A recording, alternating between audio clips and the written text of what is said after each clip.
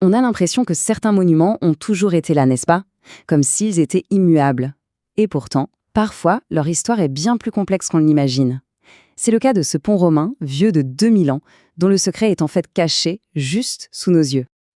Alors, le voilà, le fameux pont Flavien. Il se trouve à Sanchamas, dans le sud de la France. Imaginez un peu, il a été bâti au 1er siècle avant notre ère, sous le règne de l'empereur Auguste. C'est une magnifique relique de l'ingénierie romaine qui a su traverser les âges. Mais bien sûr, ça ce n'est que le début de son histoire. Bon, allons-y. Au cœur de cette analyse, il y a une question toute simple, mais vraiment curieuse. Pourquoi est-ce que ce pont a deux noms? La réponse va nous faire voyager à travers deux époques radicalement différentes. Commençons par là, par cette double identité. C'est vraiment la clé pour déverrouiller toute l'histoire de ce monument. D'un côté, on a le pont Flavien. Ça, c'est son nom de baptême, son nom romain. Et de l'autre, le pont Surien, un nom qu'il a adopté bien plus tard. En fait, ce sont deux noms pour deux hommes et pour deux époques qui ont été absolument cruciales pour sa survie. Pour comprendre d'où vient le premier nom, il faut faire un sacré bond en arrière, direction l'Empire romain, à la rencontre du tout premier personnage clé de notre histoire. Cette petite chronologie, elle nous aide à tout mettre en perspective. D'abord sa construction, il y a plus de 2 millénaires, ensuite un moment super critique au XVIIe siècle où il a bien failli disparaître, et enfin son statut aujourd'hui, celui d'un véritable trésor du patrimoine. Alors qui est ce fameux Flavius qui a donné son nom au pont? Il s'agit de Lucius Donus Flavius, un personnage important de l'époque romaine, et on peut le dire, le tout premier héros de notre récit. Et ce qui est absolument fascinant, c'est qu'on n'a même pas besoin de deviner. L'histoire, elle est littéralement gravée dans la pierre. Cette inscription en latin qu'on peut encore lire aujourd'hui sur les arches du pont, eh bien, elle nous dit tout. Et qu'est-ce qu'elle nous raconte, cette inscription? Elle nous apprend que Flavius, qui était prêtre du culte de Rome et d'Auguste, a tout simplement légué sa fortune pour que ce pont soit construit après sa mort. C'était un cadeau posthume à ses concitoyens, un acte de générosité qui a immortalisé son nom pour les siècles à venir. Allez, on fait un saut de plus de 1600 ans dans le temps. On arrive au deuxième acte de cette histoire. Le pont, qui était autrefois un symbole de la puissance romaine, fait maintenant face à un ennemi redoutable, le temps qui passe.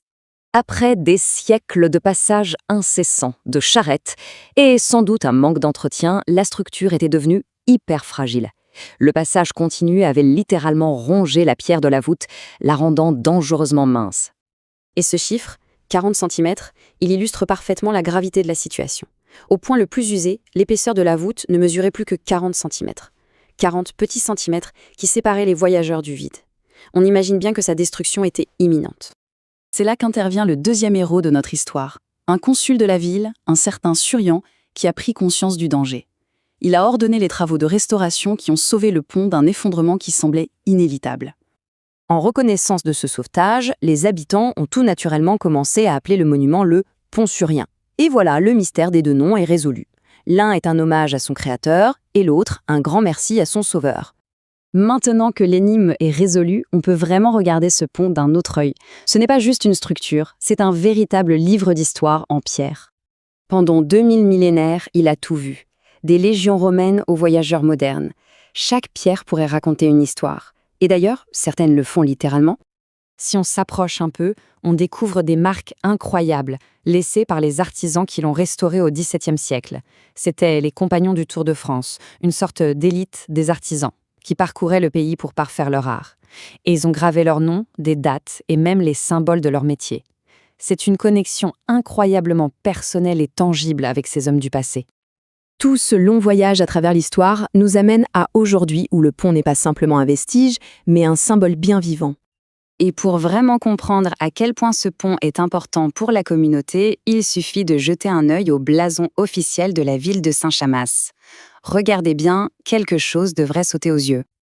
Le fait que la ville ait choisi le pont Flavien pour son blason, ça dit tout. Il n'est plus seulement un monument dans la ville, il est la ville. De son créateur Flavius à son sauveur Surien, jusqu'à devenir le cœur battant de la communauté, son histoire est celle de Saint-Chamas. Et tout ça nous amène à une dernière réflexion. L'histoire du pont Flavien et du pont Surien, c'est celle d'un seul et même lieu. Ça nous rappelle que derrière chaque vieille pierre se cachent des récits humains.